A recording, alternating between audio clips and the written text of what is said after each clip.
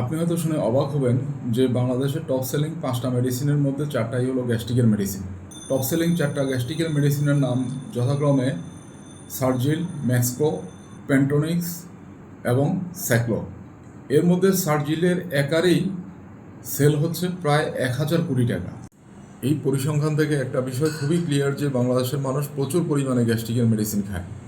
ভয়ঙ্কর ব্যাপার হলো বেশিরভাগ মানুষই মেডিসিন খায় ডাক্তারের পরামর্শ ছাড়া, সেলফ প্রেসক্রিপশন। এটা খুবই বিপজ্জনক। দীর্ঘদিন গ্যাস্ট্রিকের মেডিসিন খাওয়ার কারণে স্টোমাকে হাইড্রোক্লোরিক অ্যাসিডের নিঃসরণ বন্ধ হয়ে যায়।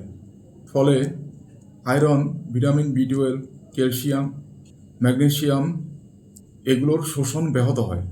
আর আয়রনের অভাবে দেখা দিতে পারে রক্তশূন্যতা এবং ক্যালসিয়ামের অভাবে দেখা দিতে পারে হাড় ক্ষয় এবং হাড়ের ব্যথা। স্টোমাক থেকে নিঃসৃত হাইড্রোক্লোরিক অ্যাসিড স্টোমাকের ক্ষতিকর ব্যাকটেরিয়া সমূহকে ধ্বংস করে। কিন্তু দীর্ঘদিন গ্যাস্ট্রিকের মেডিসিন খাওয়ার ফলে যখন হাইড্রোক্লোরিক অ্যাসিডের ঘাটতি দেখা দেয়, তখন ব্যাকটেরিয়া সমূহ ধ্বংস না হয়ে পরিপাকতন্ত্রের ভিতরে যেয়ে ঢুকে এবং বিভিন্ন ধরনের ইনফেকশনের সৃষ্টি করতে পারে। তাছাড়া যারা দীর্ঘদিন থেকে গ্যাস্ট্রিকের মেডিসিন খেয়ে থাকেন, তাদের গ্যাস্ট্রিক পলিপ হতে পারে, হার্টের সমস্যা হতে পারে, কিডনির সমস্যা হতে পারে, ফুসফুসে ইনফেকশন বা নিউমোনিয়া হতে পারে, ভুলে যাওয়া রোগ ডিমেনশিয়া হতে পারে, এমনকি স্টোমাকে ক্যান্সার পর্যন্ত হতে পারে।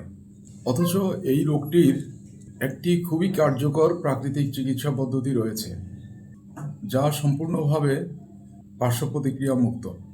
এই পদ্ধতিটি অতি প্রাচীন এবং পরীক্ষিত এবং বিশ্বের বিভিন্ন দেশে এটি অতি প্রাচীনকাল থেকে প্রচলিত। আধুনিক বিশ্ব বর্তমানে এই চিকিৎসা পদ্ধতিটি বহুল প্রচলিত। আমাদের প্রিয় নবী হজরত মোহাম্মদ সাল্লাল্লাহু সাল্লাম এই পদ্ধতিতে চিকিৎসা গ্রহণ করেছিলেন, যা আমরা বিভিন্ন সহিহ হাদিস গ্রন্থে উল্লেখ পাই।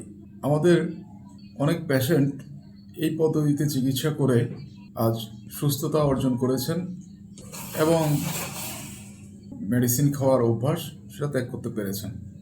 আপনি কি স্বাস্থ্য ঝুঁকি নেবেন নাকি প্রাকৃতিক পদ্ধতিতে সুস্থতা অর্জন করবেন, সিদ্ধান্ত আপনাকেই নিতে হবে।